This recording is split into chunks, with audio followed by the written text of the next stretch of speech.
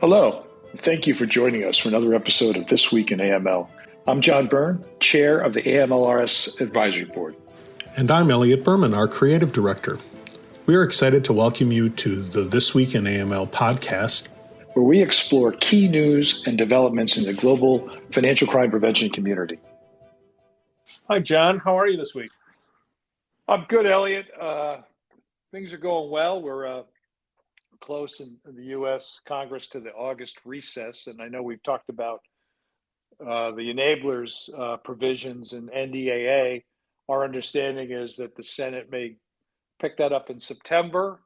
Obviously, there's been a couple of hearings, but it's not the slow days of summer like some people say. And one of the other areas that I know we chatted about before we jumped on this is FATF continues to produce some pretty compelling information and reports. And I saw the most recent one, and that's the risk-based approach guidance for the real estate sector, something that FinCEN is actively seeking information on for a potential regulation. So it's on everybody's mind, the gaps in the real estate industry over time in terms of using real estate for the movement of illicit funds. So this comes at a pretty important time.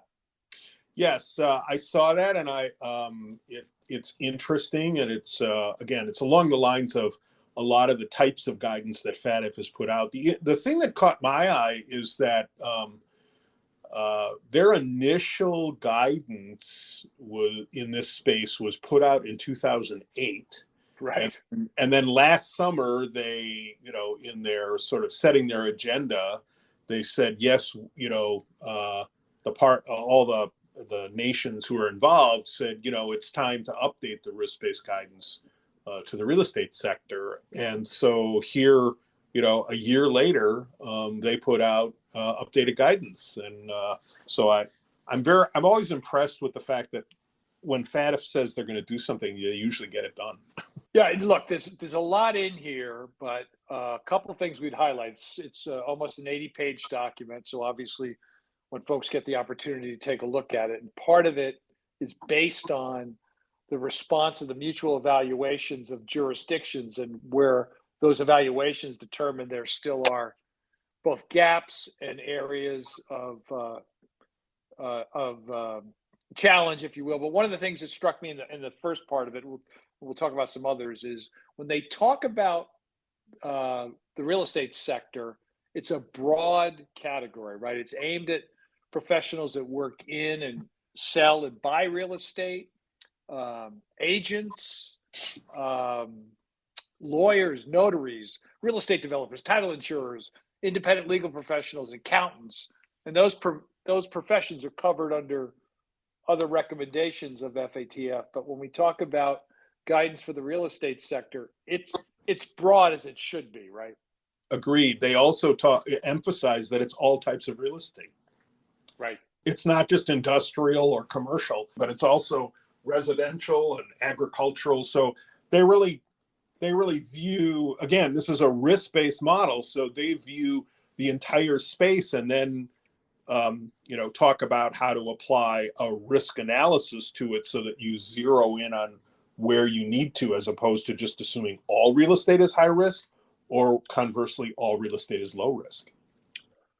Right, and there's a number of charts in the guidance that reflect the review of that. So the ranking of money laundering risks in the real estate sector, they say 37% of countries that are surveyed found the sector to be high versus others that are low or medium. That's a pretty high percentage, right? So that's and then when they talk about the real estate sector's understanding of money laundering and terrorist financing risk, 47% very poor, or very poor, or actually 47%, 31%, so over 70%, or almost 80% poor or very poor, which does not surprise me. Now, I would argue that, is it their understanding or their willful, to use a legal term, their willful blindness? Yeah, I too, those charts caught my eye as well, the exact same statistics that you're quoting, but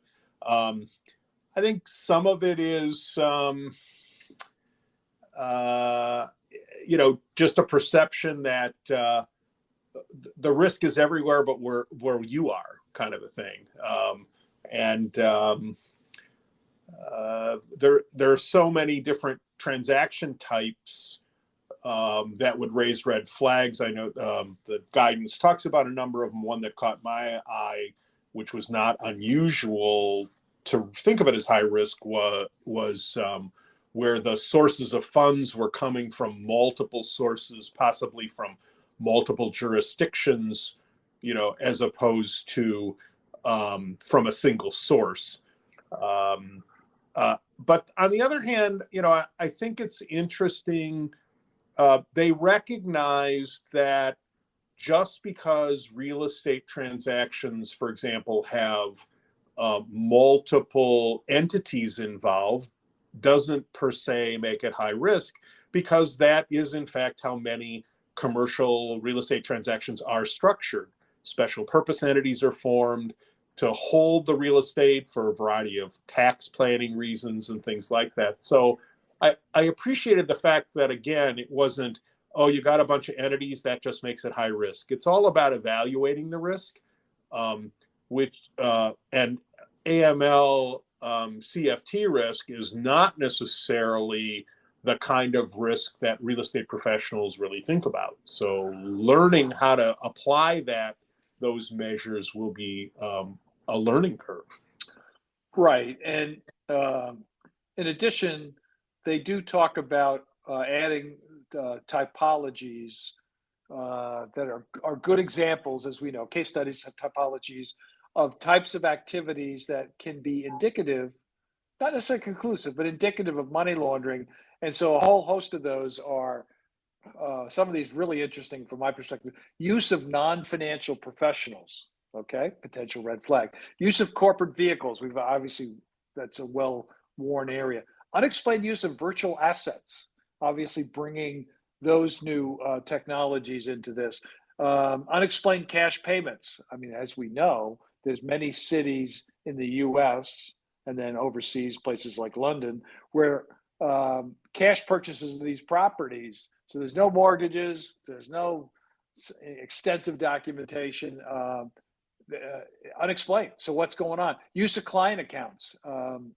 Another typology, which in and of itself sounds innocuous, but I would argue that I think it's good to flag, is the construction and renovation of real estate. That happens all the time, right? You're putting something together, you're renovating. Okay, but maybe there's some things you need to check out there. So, I think adding those typologies certainly help in terms of training, awareness, all the things that are so important to being proactive in this space. Yeah, absolutely.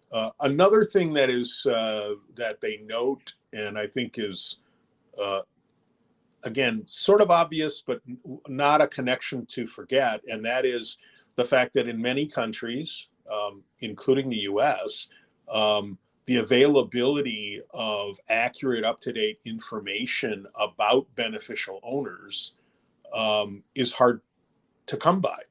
And so as they urge member countries to adopt this approach, they are also at the same time recognizing that they need to adopt a more transparent, more accessible registry or some other methodology for being able to track down beneficial ownership, because without that, it's very difficult to accurately measure the risk of the transaction. Right. So there's a lot in here. Obviously, we can't cover it all. Maybe we'll write a blog about this. But toward the end, they talk about examples of what they consider to be supervisory best practices. And I won't say ironically, but I will say it.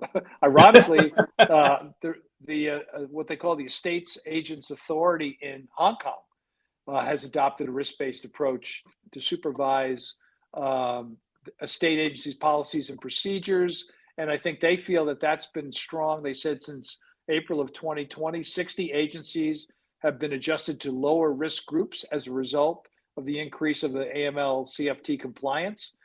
So there's a bunch of examples, but that's one, and some other jurisdictions that they highlight as well. So there's both, here are the red flags, here are some of the reasons why there's high risk categories, and then here's some of the ways in which you can handle this from a regulatory standpoint. So there's a lot of really good information in here, and I think, again, both of us have been involved in AML for quite a long period of time. I've always felt that the real estate industry got a pretty easy pass for a long period of time, and maybe this sort of, the report itself won't, but maybe the focus in jurisdictions, like I said, FinCEN's already capturing information on what we can do potentially with the real estate industry here that we're not currently doing.